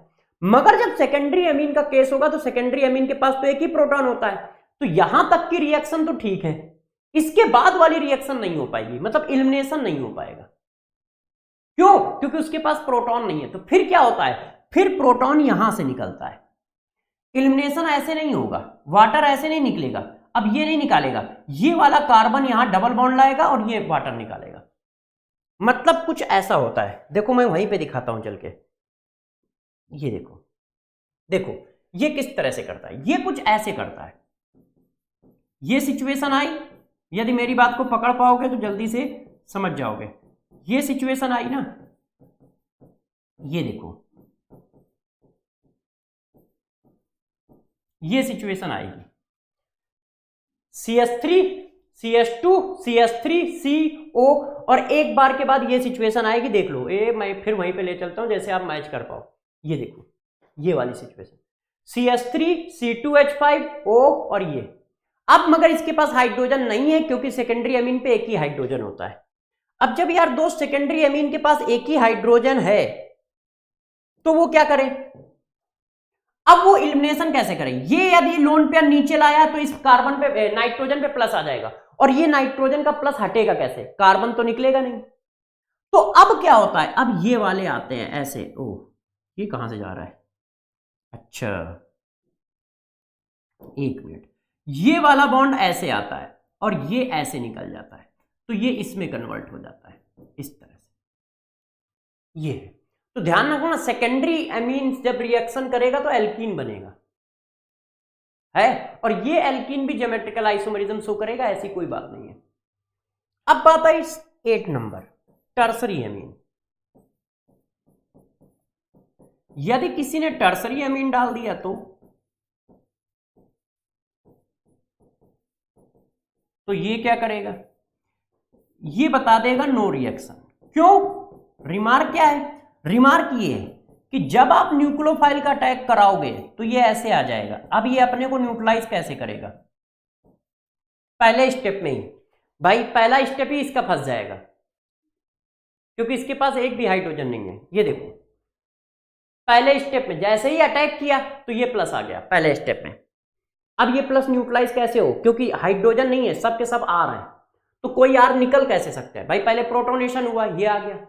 अब प्रोटोनेशन के बाद इसने अटैक किया, ये आ गया। अब जब ये आ जाएगा तो निकलेगा कैसे, तो यहां पर नाइट्रोजन क्या है, नाइट्रोजन अपने को न्यूट्रलाइज कराने के लिए क्या कर रहा है, हाइड्रोजन निकाल दे रहा है। मगर जब टर्सरी अमीन होगा तो कोई हाइड्रोजन होगा ही नहीं, तो वो अपने को न्यूट्रलाइज कैसे कराएगा।